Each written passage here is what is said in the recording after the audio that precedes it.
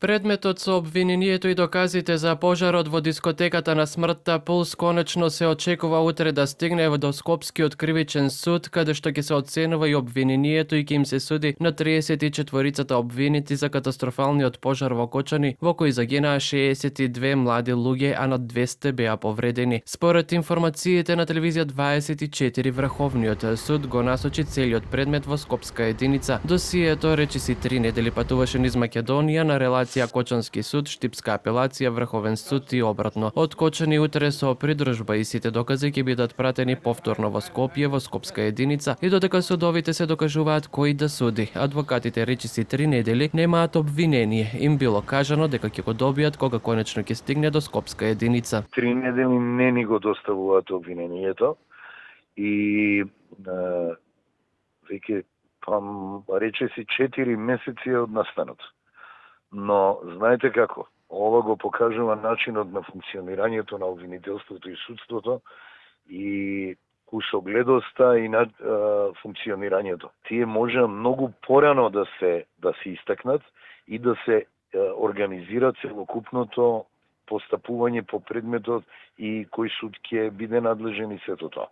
Од обвинителството за гонење организиран криминал и корупција велат дека активно се постапува во предметите и се преземаат действија, опфатени се 27 полициски службеници.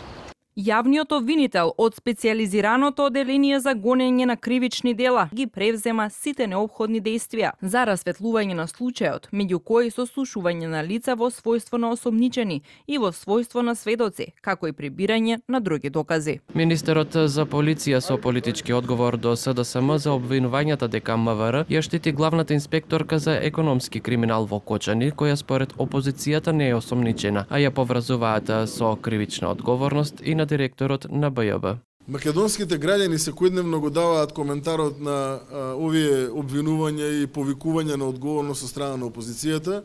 Јас по не знам кој пат само ќе побарам од опозицијата да се фокусира на она на кое што треба да се фокусира, а тоа е доброто на македонските граѓани. А за брзо време на локалните избори македонските граѓани ќе имаат уште една прилика да го кажат тоа на кое што го мислат конкретно. Баш ме интересира кои ќе бидат барањата на опозицијата после локалните избори.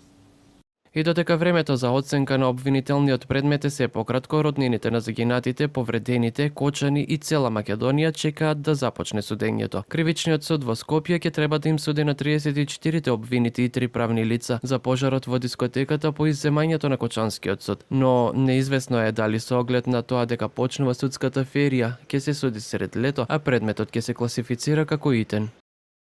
И сега наеднаш ќе стане повик по адвокатите и по обвинетите дека ова итен предмет и треба итно да се постапува. Али 4 месеци и обвинителството и судот стоја.